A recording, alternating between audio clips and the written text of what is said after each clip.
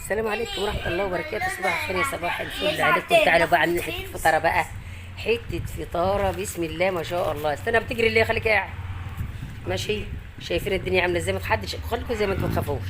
مانعش طار اللي هو الرح ورنجة بقى على الفطار ملهاش حل.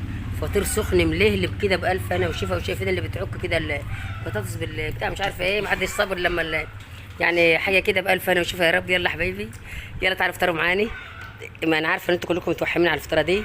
يلا سلام. ولا شفتوا العشاء اما نيجي ان شاء الله لو عشنا على اخر النهار. الغدا دي معروف.